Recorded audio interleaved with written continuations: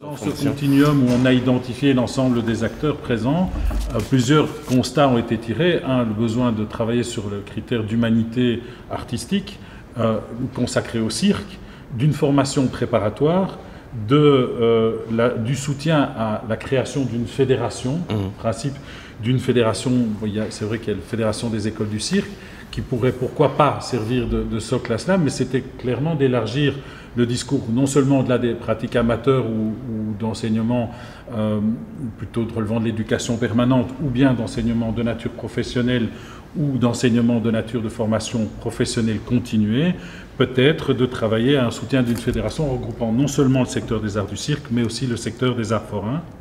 Peut-être aussi le développement de formation continue avec la mise en place de programmes de formation pour les professionnels destinés à former les mêmes professionnels. Ça, c'est le dernier constat d'un des points que je demandais à Catherine.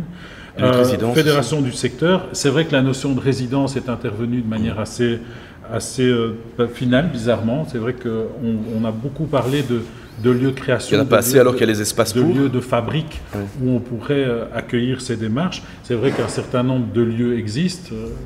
L'école du cirque le soulevait, c'est vrai que des espaces à cela consacrés existent, mais peut-être une mise en réseau, un travail de partage, de définition des places de chacun dans le secteur pour que les usagers, en tout cas les apprenants, les gens qui souhaitent se former, puissent eux-mêmes faire leur choix avec des choix clairs et posés sur et les certifications et les diplômes et les filières qui sont peut-être des filières plus de formation d'éducation, de formation permanente plutôt. Voilà, je pense que sans se perdre trop, je vais en arrêter là votre supplice. C'est clair qu'en tout cas, en termes de connaissances, j'ai l'impression que j'ai retrouvé, moi, un secteur qui discute, qui échange. Je les ai provoqués un peu pour savoir s'ils se chamaillaient.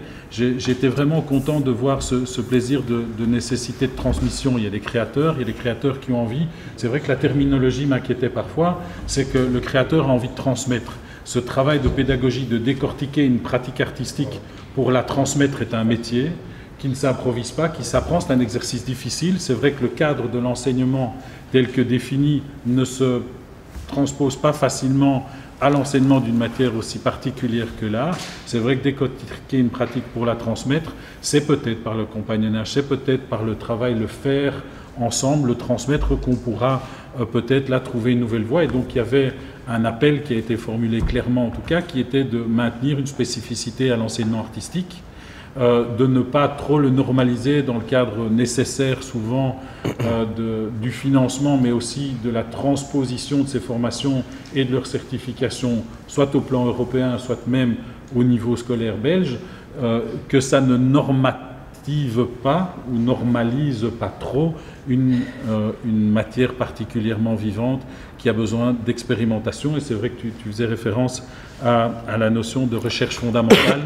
Je pense que pédagogie et création passent nécessairement par cette recherche créative, accompagnée par de grands maîtres, mais pas seulement, peut-être par aussi la pratique en commun dans des lieux de partage et d'échange. Une initiative de la Fédération Wallonie-Bruxelles.